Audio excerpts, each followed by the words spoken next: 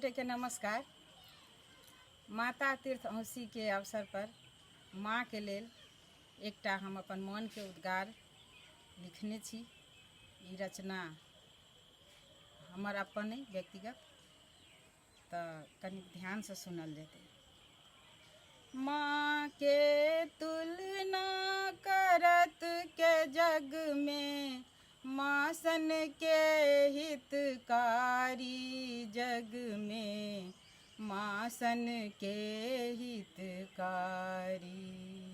9 मास माँ गर्भ में राखल, दुख सुख अपन बिसारी जग में, माँ सन के उपकारी।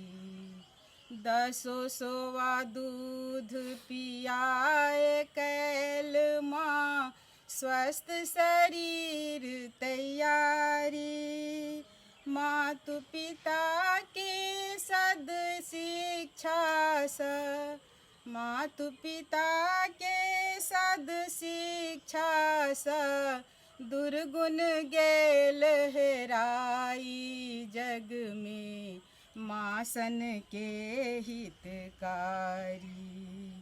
भोरे उठी का राम भजन करू, आ सिखावल साँझ पराती।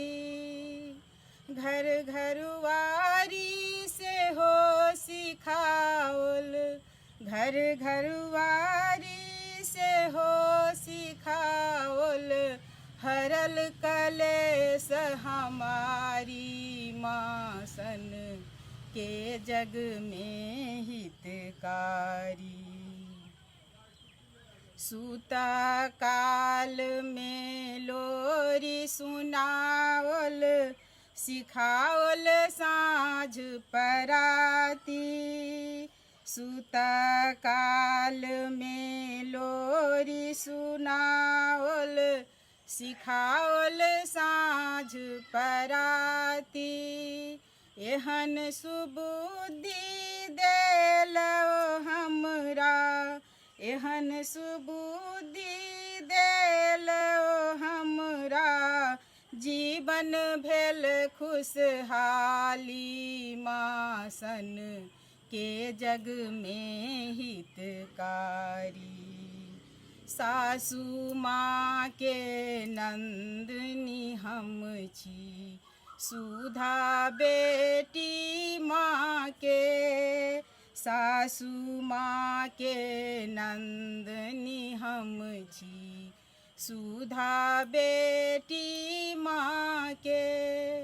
लक्ष्मी बेटी कहथी वो हमरा, लक्ष्मी बेटी कहथी वो हमरा, जीवन हुनक आभारी माँ सन के जग में हितकारी।